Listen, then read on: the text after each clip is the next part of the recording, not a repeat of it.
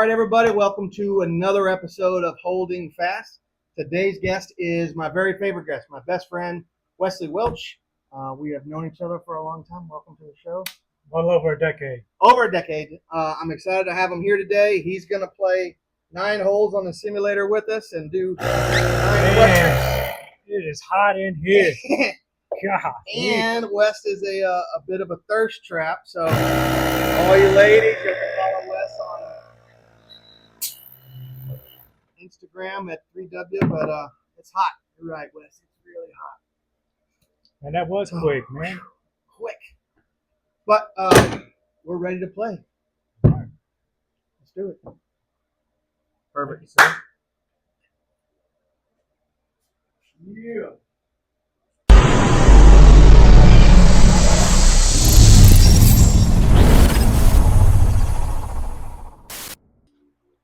All right, everybody, we're here in the simulator. I got my good friend Wes here, and we're going to start. We're playing Lost Island Par 3. It's a fictional course done by Carl's Place. It looks to be a pretty crazy course, so we're excited to see. Wes, though, your first question. Since you and I have known each other for over a decade. Yes. For people that don't know you like I do or don't know you from back then, what did everyday survival for you look like growing up the way you did, and what was it that made you feel like the streets were a viable option? What led to those decisions? Yeah, that's a good question. So where I'm from, there's two different types of people. You're either born into it or you choose to live the lifestyle that I was living. I unfortunately was born into it. My mom, dad, in and out of prison. So from my early age, right around up to about 9, I didn't know any different. I had a normal childhood, it felt like, right? But at the age of 9, apparently somebody came by, set our house on fire while we was inside of it. OG that my mom was dating, his name was Hot Sauce. He was a Pyru blood from back in the day. He ended up dragging me out, saving my life. And so right around the age of 9, I kind of realized, like, man, we're not a normal family. This isn't. And so from the ages of 9 to 13 is when I really figured it out. Like, man, we're living a crazy life here. And so right around the age of 12, I started smoking weed. 13, ended up having sex, had a baby when I was 14. And I want to say from the ages of 13 to 20, man, I was in and out of juvenile, using drugs. I ended up overdosing twice on pills, had to have my stomach pumped, got involved with gangs, me and my brothers did. And I was just an absolute demon back then. I was not a person you wanted to know. I'm not proud of. Were you angry, or that was the only example you had? That was the only example I have. I grew up in a family full of, drug dealers and killers or addicts, so I was surrounded by that every day. And so as I got older, that's just kind of what I got into. Like, the way we made money was selling drugs, and eventually started getting high and doing a lot of shit that I'm not proud of. And I want to say right around the age of 20 is when I first started meeting you. Right. Well, let me back it up a little bit. When I graduated high school, right. Back it up a little further. I got in a lot of trouble at 13. I got caught a case. Ended up getting on probation. I met this guy through a program I had to get on for probation, and it was called TCAP. And he was the first person that ever really showed me, like, hey, man, you can still be cool, still be swagged out, but not be involved in gangs and drugs. And so, bro, you might hold this out. He really showed, he took me to my first games, my first haircut, and before he would drop us off each day, he would buy us food, and he would be like, all right, just a sandwich. And I would beg him for the combo. I'd beg him, please, and he didn't know it at the time, but a lot of the times that was the only meal I had for the day. And so throughout high school, combo, this probation, he wasn't your probation officer. He wasn't my probation officer. It was through a program through probation that I was required to go to. It's like a Big Brother program. Unfortunately, it's not around no more, or I'd be involved in it. And throughout high school, man, I was just trying to survive. And I met this who was my Spanish teacher, and we got off on the wrong foot. My first day of class there, I came in there and went to sleep, and she started yelling and cussing at me. I'm pretty sure in Spanish, told me to get out. Next day, I came back, did the same thing, fell asleep in class, and she finally realized, like, hey, I got a baby. I'm not going through the things that some of these other kids are going through. I'm like out here. I'm just trying to survive at this point, and so she really mentored me through my life as well. And then the day I graduated high school, I didn't have nobody at my graduation ceremony.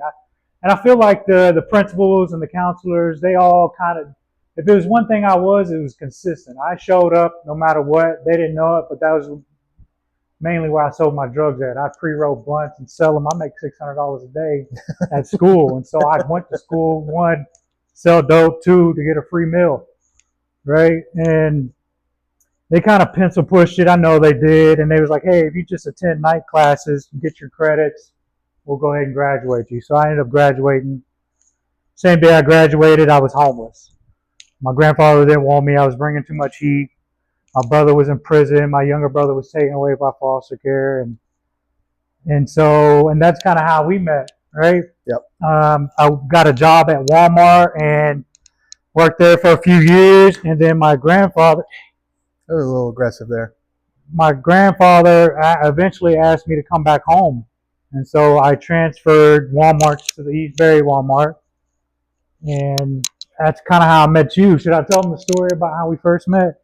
Sure. So this is 30 foot downhill. This is a barely Okay. a tap, like barely get it to the screen. So, there was different. I'm curious how you're going to tell the story because I have one version of the story. It's a good story. Yeah. It's one of my favorite stories. And, survival looked different through different stages, seasons of my life. In 20, when I was working at Walmart, I was trying to get out, but I was still selling a little dope on the side, And I ended up transferring Walmarts to come back to the east side of Fort Worth, in the hood where I lived. And I had to go for an interview for the automotive department, and I didn't have a car.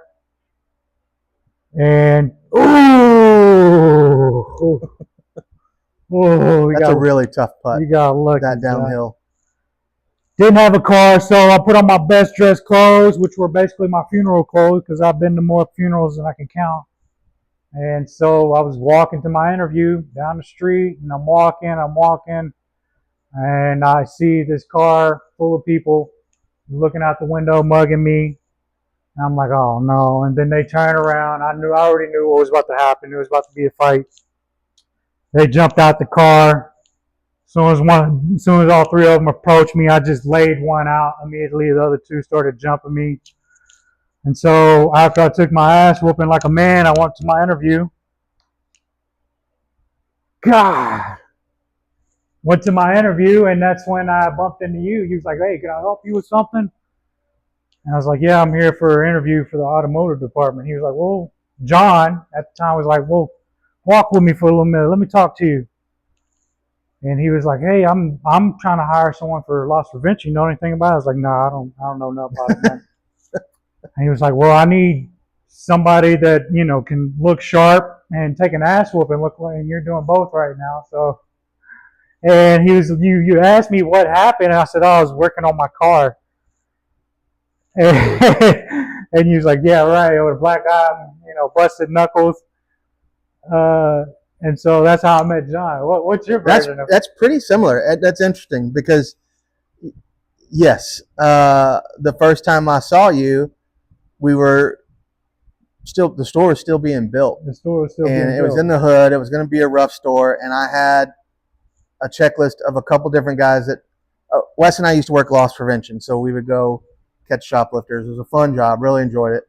But in this store, it was, like I said, it was a very rough, very hood store, but it was in the middle of a black neighborhood, a Hispanic neighborhood. So I knew I needed a black guy. I needed a Hispanic guy. And then I see Wes walking in the store, and my first thought was, man, this guy is going to rob us. We ain't even open yet. We're getting robbed. So I went up just to, talk to you and see what you were doing in the store, and you told me your story. I'm here for a job interview. And I could tell, like, yeah, busted lip, busted knuckles, fresh. And I was like, all right, what happened to your hand? Oh, I was working on my car. And I was like, what? No. I said, hold up. Like, I'm looking for a very specific personality type, and I think you could be the guy. What really happened? And I got jumped on the way here. And right then I knew. I was like, okay, this is a guy. He's from the neighborhood. He's walking here. Mm-hmm. He's going to blend in this neighborhood. And, I don't know if you knew how to fight or if it was a bunch of girls that beat you up, but I figured you probably could fight. So, yeah, very similar. East Fort Worth has one of the highest crime rates in Tarrant County. So, kind of give the listeners an idea of where I grew up at. So, what is this, 98 yards? 98 yards. I got to get around this mountain here? Yeah. So, play it 50 yards. Let's see what happens. Sure.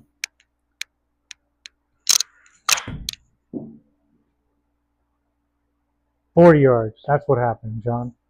Jesus.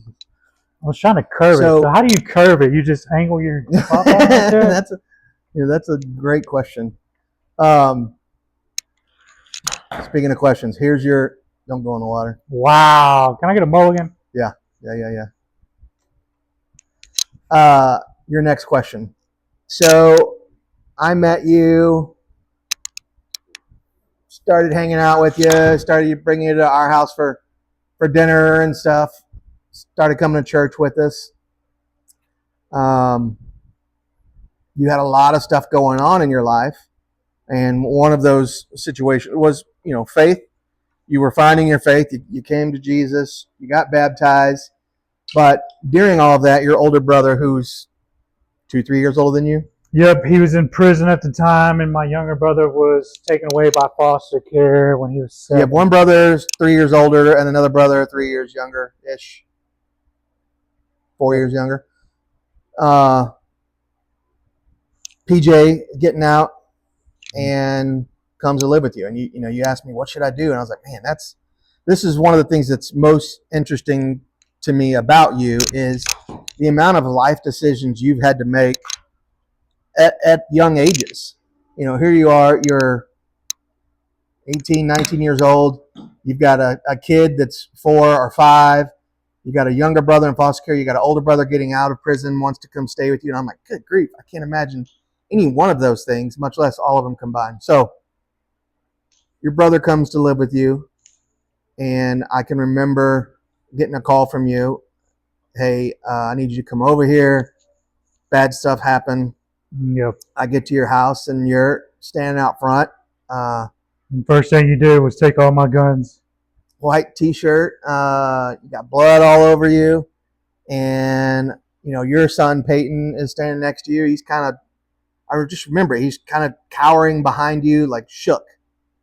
And I said, "What happened?" And basically, you told me about PJ, your brother, getting stabbed in the heart and collapsing into your arms and dying right there on the spot. Yeah. For me, as a fully developed grown man, I was angry for you. I was not angry at God. I didn't understand how this could happen to someone that was a new Christian. Yep. But my question to you is, what is it that kept you from going back? Hey, great putt. Wow. Kept you from going back into the streets and getting revenge. Now, a little backstory on that. The guy that did it is your cousin. Yes, and that just goes to tell you how, blood isn't everything, man. Matter of fact, the ones that always do the wrong are your family members, especially where I come from. Well, really, I don't want to say there was one instant. I mean, obviously, I wanted my revenge, right? I wanted to avenge my brother, but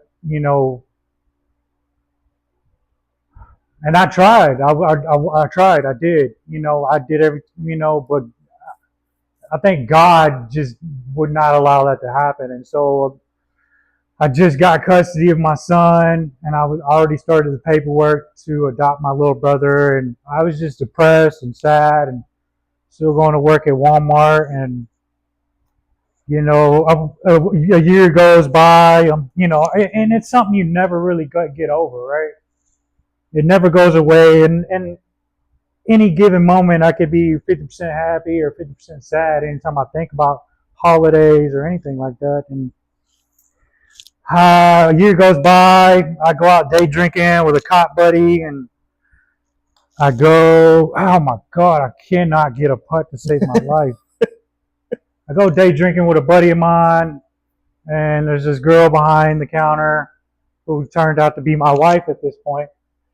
Very beautiful. She was the only one that caught my eye, and she came up, poured us some drinks, said, "So what do y'all do?" And I said, "Well, I'm a gangster and he's a cop." And she started laughing like it's the funniest thing she's heard all day. Like, but no, but for real. Well, she didn't know it was the truth at the point. Right. And so after we was done drinking, I asked her for a number, and you know, I did not want his death.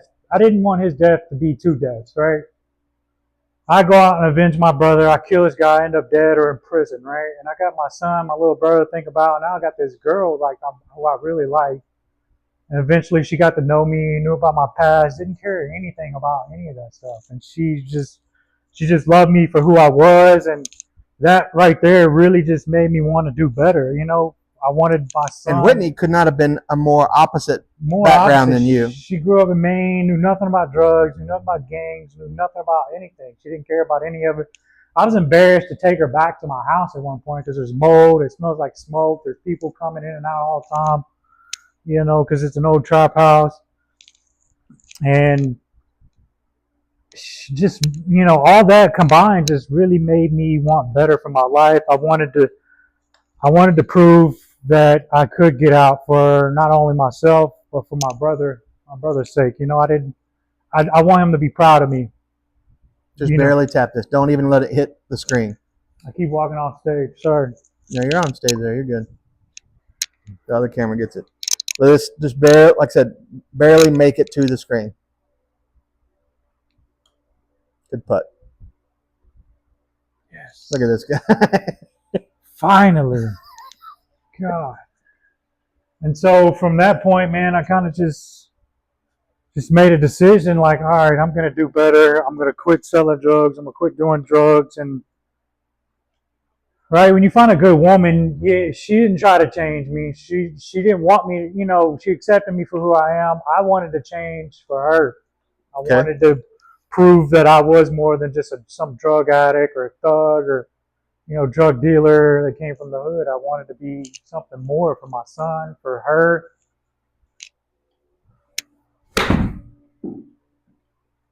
And then when I turned 21, you know, I adopted my little brother out of foster care. I was the youngest guy in the state of Texas to adopt somebody. And the judge was, you know, very impressed by that. And on his birth certificate, it says my name on there as father. And so he's a child now. He's doing great. There's a joke that goes around that, you know, I'm Uncle Papa. Okay. So, all right. I like that. Uncle Papa, yeah.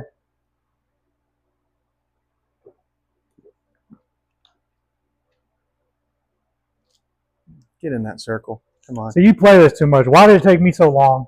You just don't understand the scale. Like you were blasted. Like I said, this is a 6-foot putt.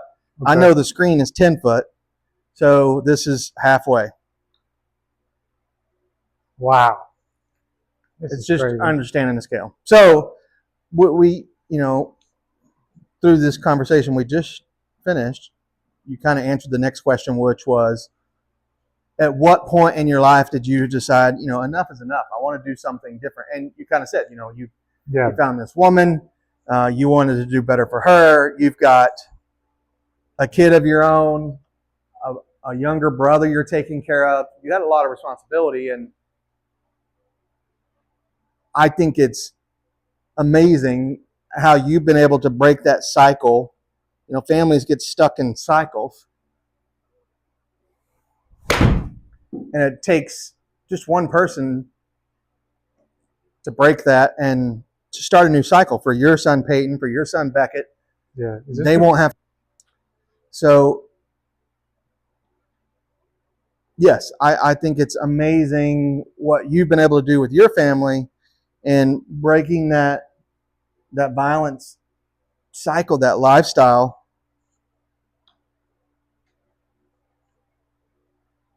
Oh, nice. That's a putt right there. That's a long putt. Birdie. Okay. So what do you think enabled you to break that cycle? There was at some point you just realize, nobody's coming to fucking save me. This is the hand I was dealt. It's a shitty hand. It is what it is. Nobody's coming to help me. Nobody's coming to save me. It's up to me to break the cycle. And there's this quote that I keep in my phone that goes, "What happened to you as a child is not your fault, but you're a man now. It's your responsibility."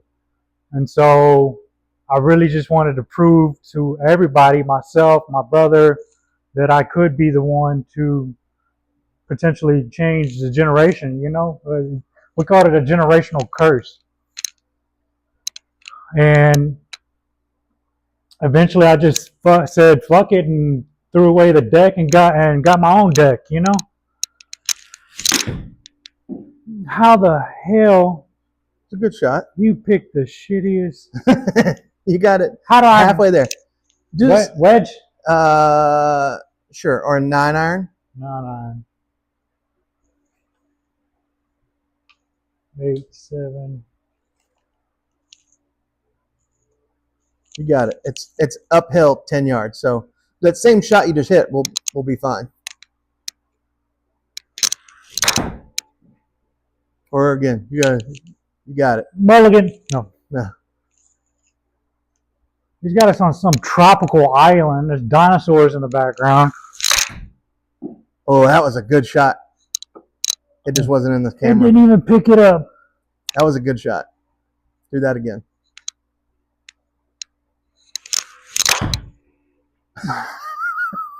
Good God. It's because I'm talking. It's very hard to play and talk. You want me to chip it up there? Or use a... Hell no. Hell no. 60 degree. Get you some more loft. Hell no. I ain't never ran from nothing. I'm damn sure I ain't about to start now. Why does it keep doing that? Oh, what? Look at this guy. Trick shot. Okay. Golly. No, you can't see What? What is this? So you're in a bush. I would hit it just to the screen. Just a little tap. Yep. Great shot. Great shot. Now you're going to have a good putt. Let's talk about this putt. It's flat. It's 17 feet. So just roll it to the edge of the screen. It's going to roll more. I want you to die it at the screen.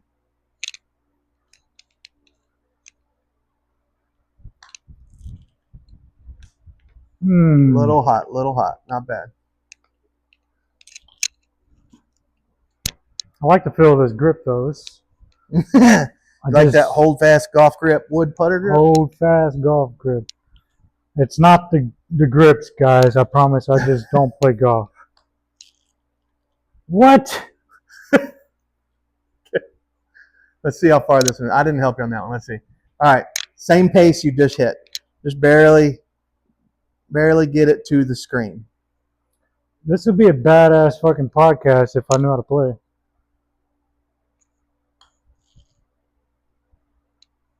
There you go. Finally.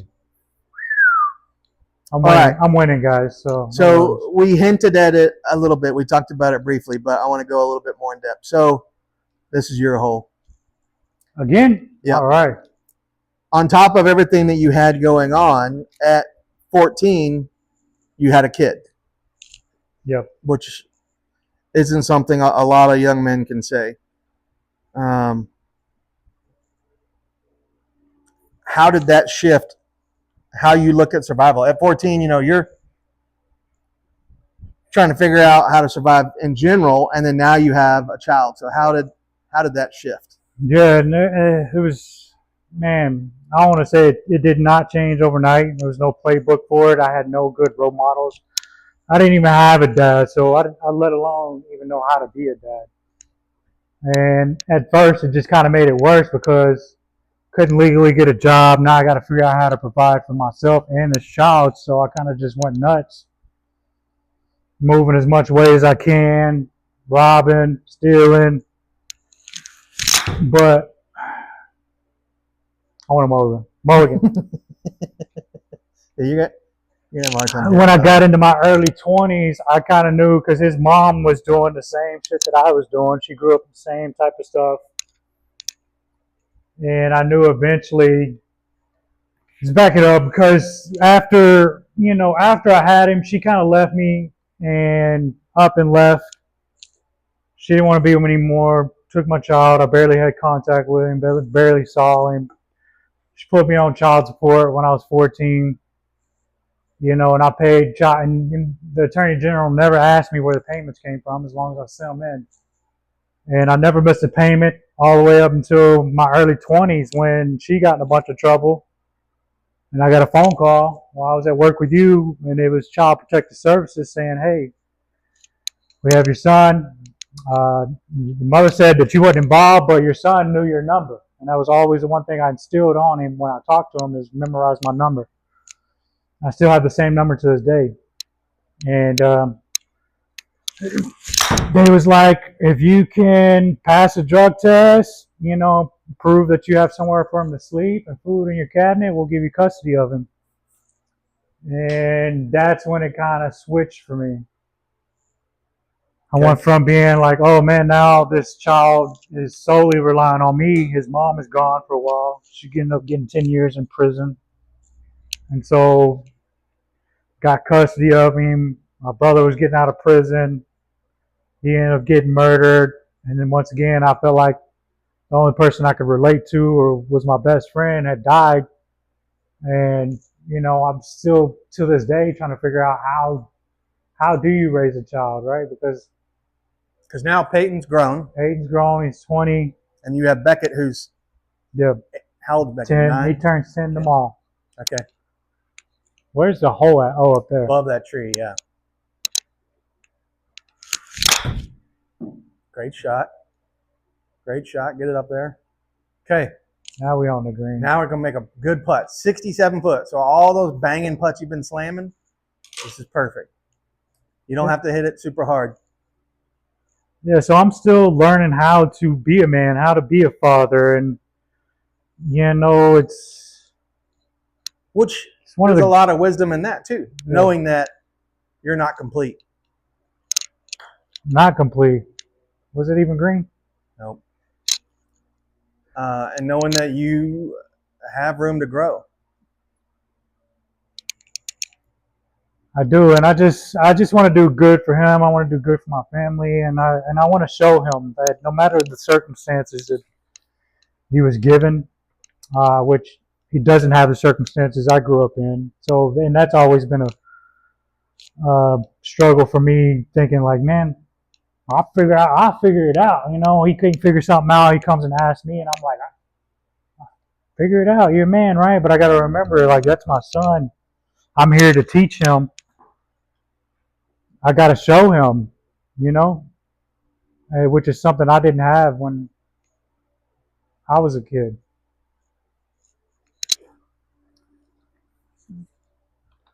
Which one of the things for me, being a dad, being a parent, completely different perspective on my faith. Yeah. How I look at, kind of like what you just said, like, hey, figure it out. No, I'm his father. I'm supposed to teach him. Well, how much? Okay, you barely tap it. Good shot. Good putt. How much of my life is God sitting back saying, hey, man, if you'll let me teach you, I can save you a lot of heartache. If you'll listen to what I've put in the Bible, if you'll read my words, you'll save yourself a lot of heartache. But me being a stubborn man, no, I can do this. I know how to do this. I get in my own way. And I can see that with Peyton, my Peyton. Like, son, I just want you to not make the same mistakes I did. But also, some of the best lessons I learned are from making mistakes. Yeah. And you have to be able to accept that.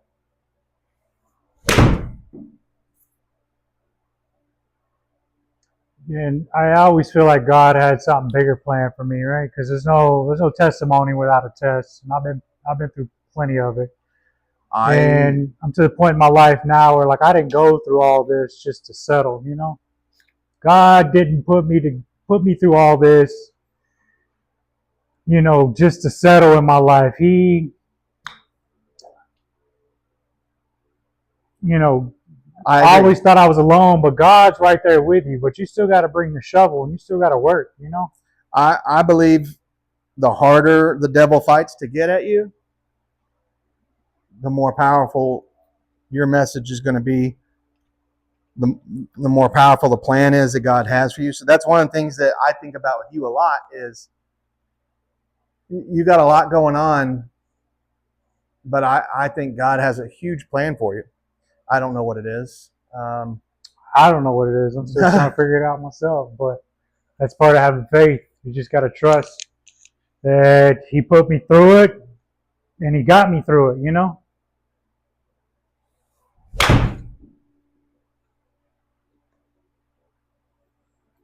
Oh, I need a big hop off of that. Yes, sir.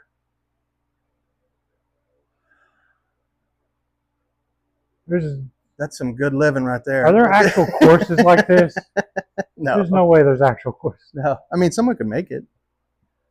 That was a crazy shot.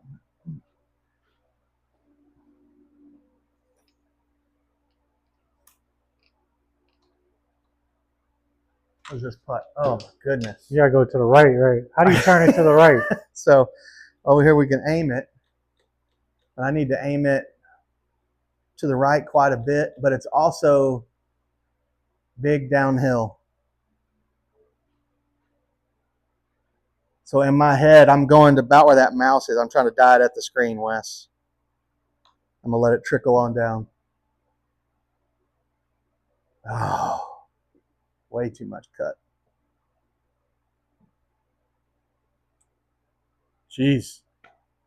Like we can't make this. Gotta aim it again. Gotta go to the right and let it fall in. I'm trying to get it into the circle. Get it to stop. So if you get it in the circle, we get an auto putt. Yeah, see? I got a bogey. I cheated there. But yeah, I absolutely believe God has something big for your life. That's why I believe you've had to go through as much as you have, and which is a true testament to your faith is something that builds my faith. I look at your story and 100%, I'm like, yep, there's a God. I've seen him. I've seen him pull somebody out of it. Same. So your story, I'm sorry you've had to go through it, but came face to face with the devil, but I've also came face to face with God, you know? Yep. And I know that His side is way better than what the devil will ever offer me. Money, power, respect, none of that means anything. This is 194? Yep. Okay. That's a good club for you. Great shot. Good shot, Wes. Good shot. For real. Wow. Are you kidding me? All right. I'd play a mulligan. Yeah, how the hell am I supposed to get out of that? I'll do it over here. Actually, I think it dropped you right up here on the green. Hold on. You think I'm on the green?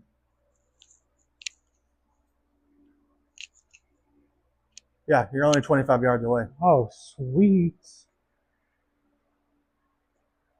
I'll try and give you a look at it. Yeah. See, you're right here on the fringe. Okay. So just tap it out there. You got that big slopey green.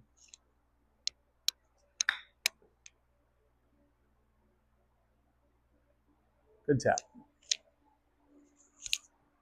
And you're on the uphill side of this putt, so that's good too. No, all you had to tell me is all I had to do was get in the circle.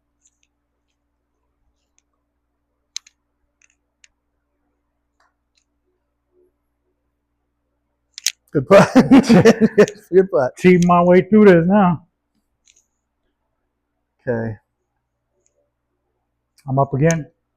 You're up again. Yep. All right.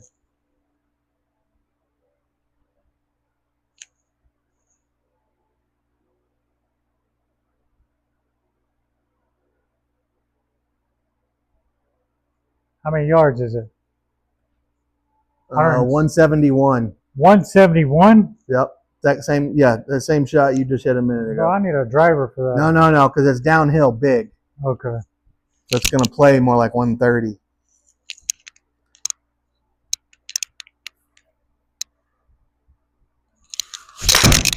Yep.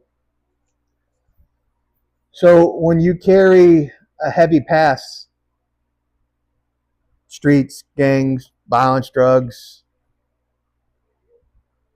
a lot of times it's easy for the devil to tell you you don't deserve, or you got what you deserve. You don't deserve God's grace. Yep. How does understanding God's grace help you become a better man, become a better father, a better husband? Yeah.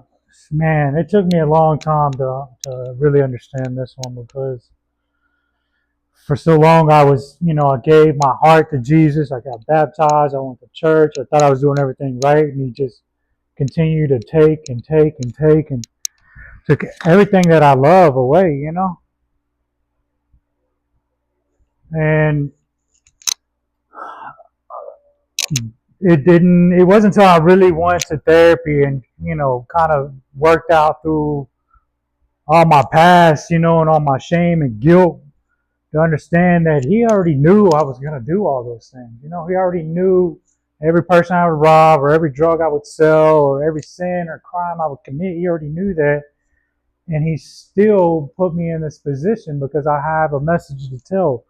And that was really when I understood that, God's grace is, amazing, because without him, I'm nothing. And that's kind of like how I gotta see it with my boys, when they get in trouble at school. I gotta be able to, show them grace just like God is showing me grace. Although he's taken everything that's tangible, we gotta remember nothing in this life is permanent. Eventually everyone's gonna die and everything's gonna go, and you're not gonna have nothing at the end of it. The only thing you're gonna have is your soul. And when I'm angry at my kids or my wife, I just gotta understand that, like, God forgave you for a lot of bad shit, man. What do you can't forgive them for missing, a day of homework? And that's kind of really, every time something like that happens, I just remember what God has done for me. And that's how I understand grace, man. God is good, right? Well, and I think there's three types of people in our lives. You have wise people, foolish people, and evil people. Yeah. Evil people I don't need to be around. Foolish people I need to be careful with, but I can forgive all of those people. Wise people, foolish people, evil people. I'm not going to allow an evil person to stay in my life. I'm going to be cautious with a foolish person. Yeah. Like, I don't want them to drag me into foolishness. I want to be around wise people. The hard part for me is Jesus spent his ministry with the sinners, the prostitutes, the tax collectors. He didn't spend his life with, he spent them with disciples. Hey, there you go. Not bad. There's that balance of, I need to be an example in the darkness. I need to be in the world, not of the world. How do you find that balance? 170 is probably playing closer to 140. And I still struggle with grace and forgiveness to this day, especially with my cousin who murdered my brother. That's hard to forgive, but at the end of the day, life gave him everything he deserved. So there's no point in being angry, being mad. I forgive him. I do. Will I forget? No. If I ever see him, I'm going to keep walking. I'm going to pray that, God continues to give him everything that he deserves, because at the end of the day, he's got to face that judgment, not me. Yeah, and forgiveness doesn't mean a lack of consequence either. Yeah. This is going to be a fancy one. Let's see what we can do here. In this deep, rough 35 downhill, flop it. Get up there. Oh.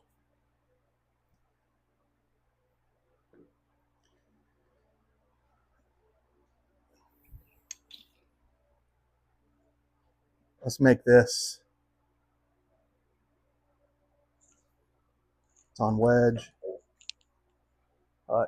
42 foot.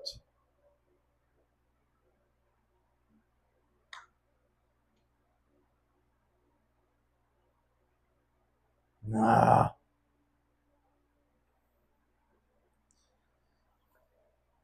Yeah, I don't hide from my past, man. I use it for motivation to continue to push forward, because I still have things that I want to accomplish.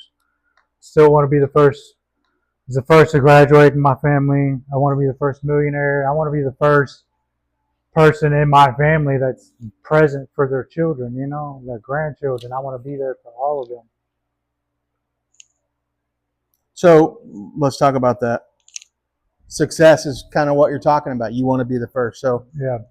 What did success look like when you were 14, 15 versus what does success look like for you now? I mean, and you kind of just described it. Yeah, success when I was 13, 14, my teens, all the way up to my early 20s, it looked like, success was money, power, respect, women, The more money I had, the more power I had, the more respect I had, the more people feared me. Oh, that was a good one.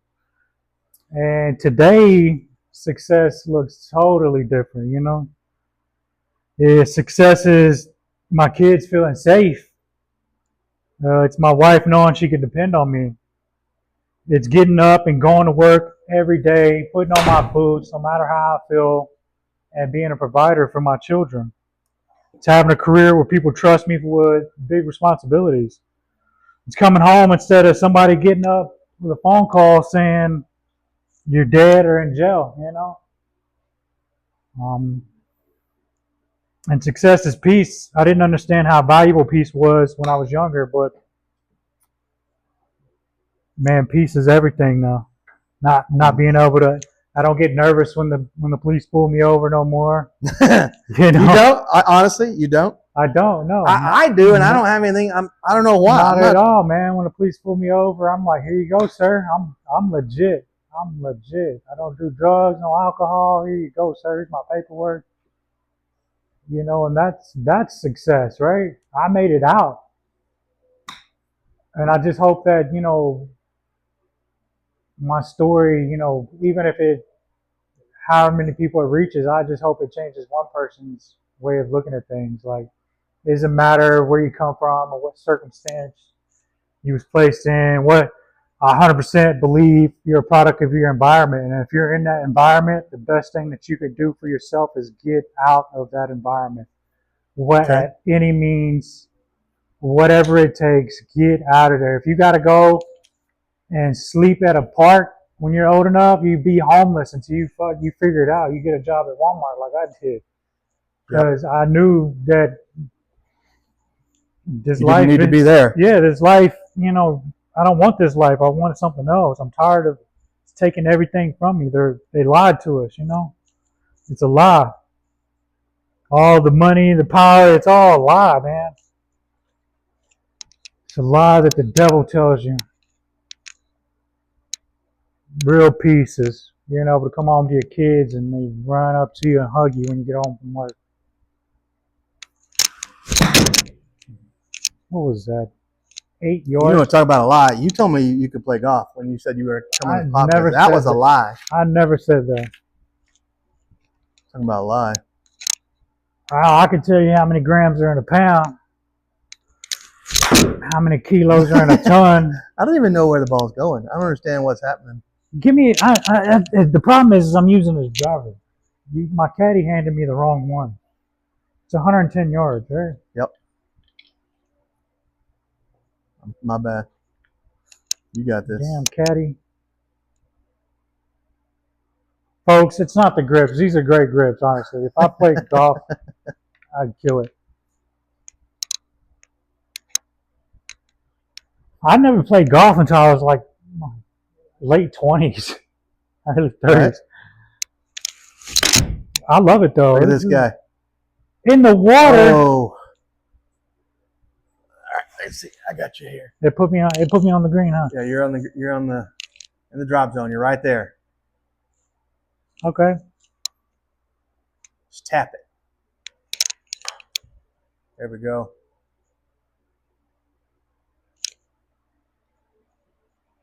Kids, if you're listening, the devil's selling you a lie. The people in your neighborhood's selling you a lie. You got to get out of it. It's not worth it. So while you take these 6 or 7 putts you're about to take, Where am I? Can you turn me around? We're going to move to the next question. Let's see where you're at.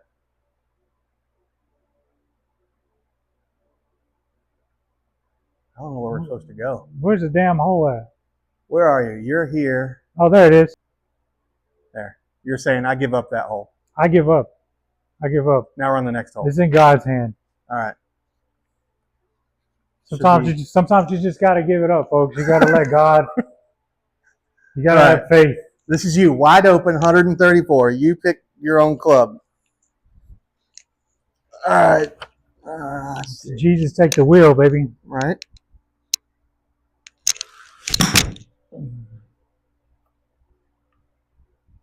So we talked about growing up, you didn't have an example.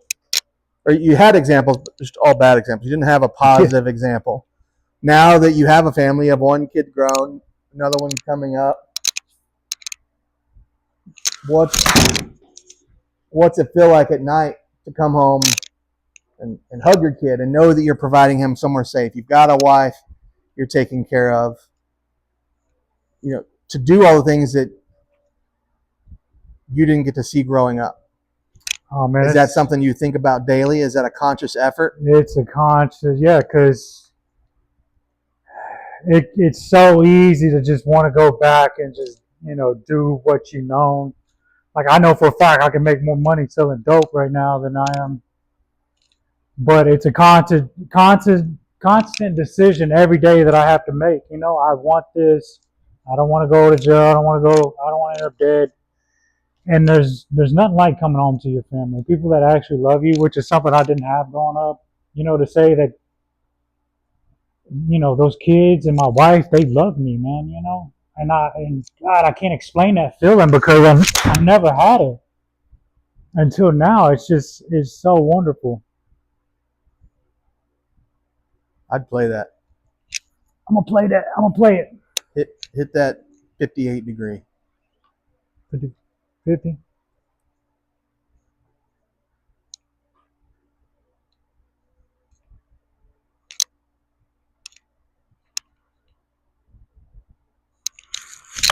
Yeah, there's nothing like coming home to your own house, your own car, your own money, your wife, your kids.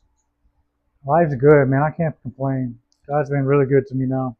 And it's something, I take for granted. I grew up in a, healthy household. And before you take this, switch it to putt because it's on a wedge right now. There you go. 50 foot. It's on putt? Yep. There you go. It's on putt. Something you take for granted every day? I take it for granted, and then I come home and my wife is here, or my daughter's here. My son's grown now, but a peaceful home. Yeah, I do not take it for granted, man, because I've been on the other side of it. Damn it, I just need to get inside. Okay, 8 foot, so don't even make it to the screen, like halfway. There you go.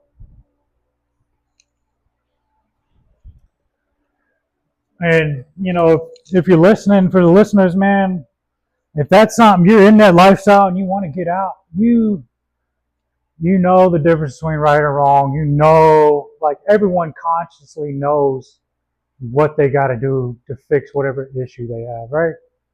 Like, you know, if drugs are bringing you down, you know you got to stop doing drugs. If you know alcohol's, you know, oh, is this gonna be a home run? Oh my God! Wow. That's a good shot. That was a quick question. Sorry. Yeah, you know you got to give it up. You know what you got to do to get out of that, and that's kind of what it took for me to finally let go of everything. You know, I got to give this to God. I got to quit committing crimes. I got to quit sinning. I have to quit because God's promise. He will give you everything that you promised as soon as you're ready for it. Well, and I'm going to pause there for a second because you said something that I struggle with. So, and that's something I know you mentioned when we first started our relationship, but you got to quit sinning.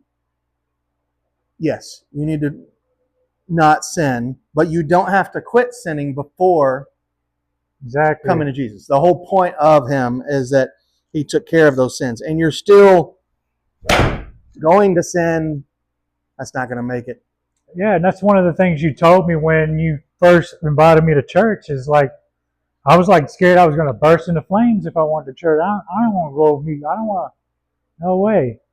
But then you made me realize, well, God hangs with the sinners, man. He already knows you're not perfect.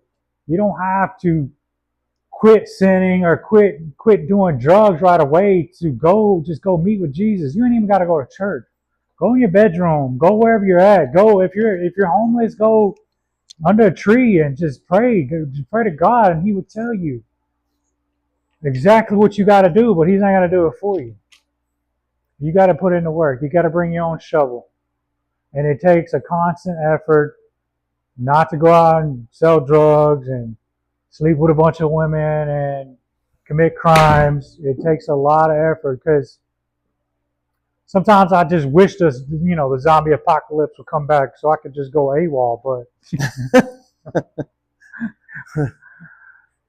it's not gonna happen. So, I'm gonna putt this with my wedge. You ready? You gonna put it with a wedge? Last hole. Actually, it's last hole. Hold on. I'm gonna make this, and I'm gonna use this whole fast wood putter grip. Ooh. You want one? I ain't that sexy. We got a whole bunch of them right here. That's what all these are, wood putter grip. But let's see what we can do here. 38 foot. I'm not even gonna look. I'm just gonna look at the camera in the face. Oh! Woo! That's a good putt. And that's the thing about those custom grips that you make, right? You don't even have to use two hands because it provides enough weight at the top. Oh man, that's funny. You got enough grip to where you can just do that, right? That's crazy. One-handed. It essentially just balances out, the putter. That's so funny. If that had gone in, that's our viral moment. Now we're gonna count on you with no shirt to be viral. All right. No shirt. All right. 174 yards. You want the driver? Yeah, give me the driver. Give me a big daddy. There you go. Hit that off the deck. Take a couple practice swings. Let's see what this looks like. No, you can't tee that one up. I can't tee it up? Not with that 3-wood. You'll hit the ceiling for sure. So that's a 3-wood. Let me see you take a practice swing. So what does a 3-wood mean? It's a smaller face. So that should be your 200-yard club. So unless you want to use the driver, it gives you a bigger face. That's not a bad swing. Take a whack at it. Now, the thing on a wood, you want to hit down on the ball. You're not scooping it up like you would a driver. Oh, this grip feels great, dude. This is so front foot, right? Yep.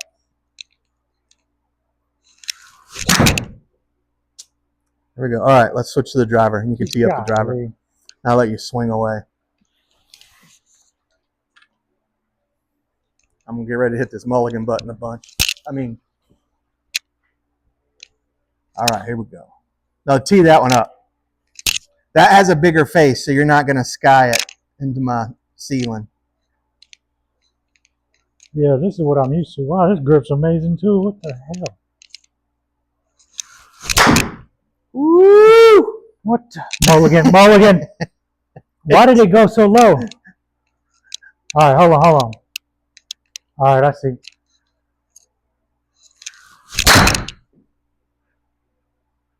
Yeah, that's about what I do on the course. Okay, we're going to do mulligan, and I'm going to aim you over here, give you a little bit better chance. Yeah, because I'm curving right. All right. So how do you keep it from curving like that, John?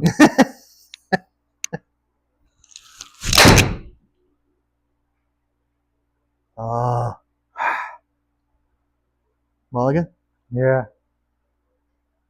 How do I? This is how God feels. How do I keep these guys from sinning?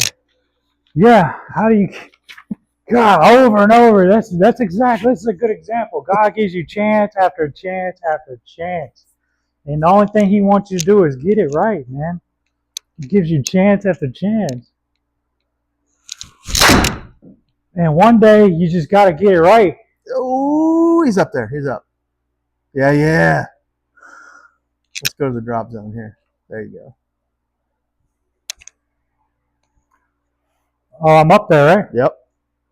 I don't even need this. Chance after chance. Thank you, Jesus. Yeah, I'm so grateful. You know, everything that I've been through. I truly, and I think God knew this, and I hate to say it, but I truly believe that if my brother was still alive today, I don't know if I would have made it out, you know? And I think God knew that. I think God knew, because I was his road dog. I'd do anything, anywhere. And well, that's something I haven't thought about. That's a good point. I think he knew that the only way, because I'm so damn hard-headed, the only way to get this damn kid to listen is I got to strip everything that he thinks he owns or loves away from him. I got to leave him with nothing. That way the only thing that he has left to turn to is me. And that's exactly what I did. I had nothing. I had no one. Nobody cared. Nobody cared whether I lived or died. And nobody, but God did. He was there with me through all of it.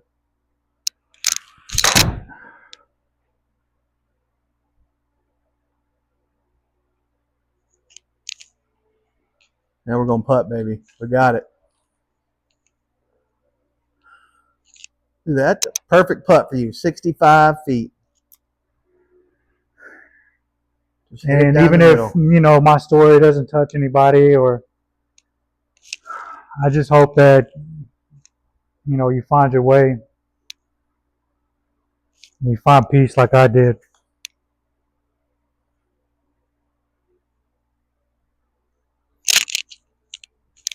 Well, I skimped the bottom of it.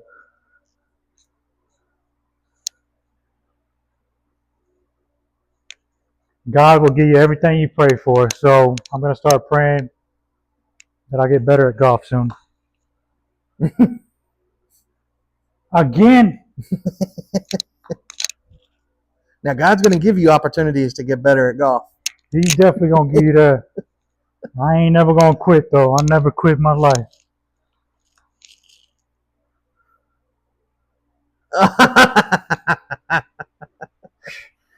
Okay. That's 9 holes. I said I was going to beat him. I did not. I bow out. Thank you, John, for teaching me another lesson. It's not a loss, it's a lesson. Okay. It's not a loss, it's a lesson. Good job.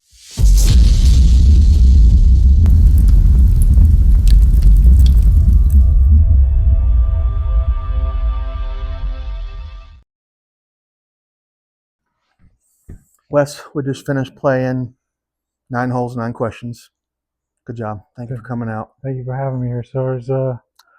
You've really been a great friend to me, even better mentor, and like a father figure to me. I really appreciate everything that you've done for me. Well, given me an opportunity to speak. I love you. I love you like a son. I love you like a brother.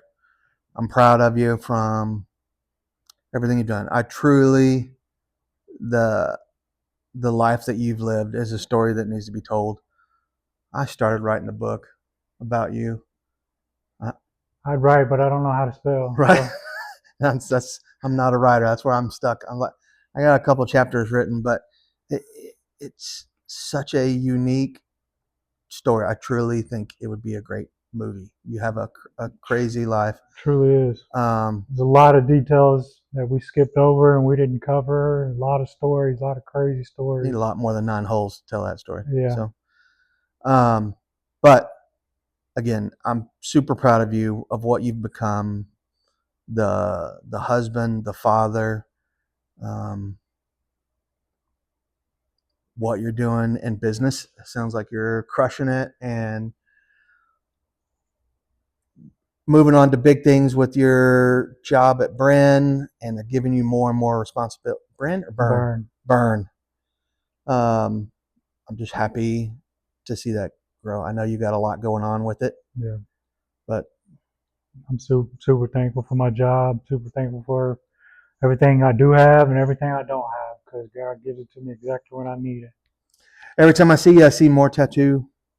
More tattoos, yeah. I'm gonna start working on my leg. After seeing yours, I'm like, all right, I should do a leg tattoo. This is a leg of demonic things that I've faced in my past, the devil, demons, the Grim Reaper, who's still chasing me to this day. Yep. But they'll never win. They'll never win. Thank you, John. I appreciate it. Thank you, buddy. Okay.